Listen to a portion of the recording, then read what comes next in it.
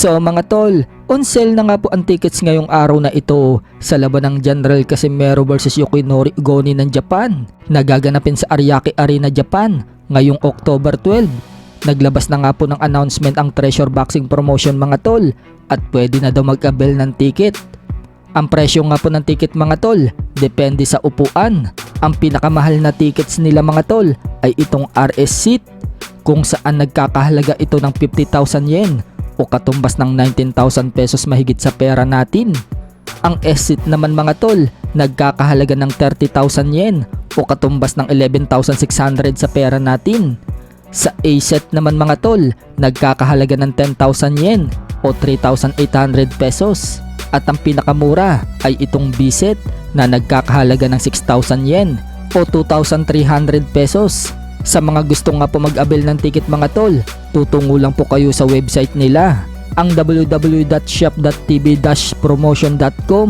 So medyo pricey nga po ang tickets na yan mga tol, pero sa Japan naman gaganapin ang laban, kaya asahan natin na marami ang mag-a-avail ng ticket na yan.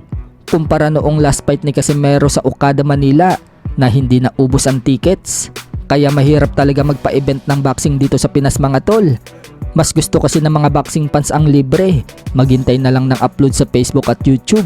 Hindi katulad sa ibang sports mga tol, handang gumastos ang mga Pinoy para makabili ng tickets. Kung tutuusin mga tol, nasa boxing talaga ang may mga potensyal na magagaling ang Pinoy. Pero malungkot isipin mga tol, kung saan magaling ang Pinoy, yun pa ang hindi sinusuportahan. Kaya mas gugustuhin na lang ng mga Pinoy boxer natin na lumaban sa ibang bansa, katulad ng bansang Japan na malaki magbigay ng purse. Sa kabilang banda naman mga tol, may malaking laban nga din po sa Japan ngayong September 18 ng mga world champion nila.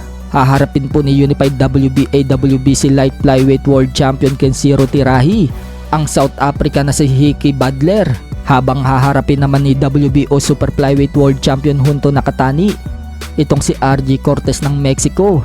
Lalaban din po dyan yung kakapro lang na tinalo ni Mayweather sa exhibition nila noon sa Japan na si Tenshin Nasukawa. Haharapin naman nito si Juan Flores Akebes ng Mexico. Sa kabilang dako naman mga tol, former heavyweight world champion Deontay Wilder balik ensayo na.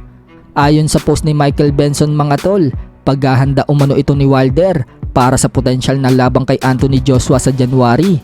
Sa ibang balita naman mga tol, Mayweather bumagsak sa isang charity basketball na nilahukan nito. Galing nga din po ang video na post na yan kay Michael Benson. Matagal na nga po yung video na yan mga tol, kalbo pa si Mayweather.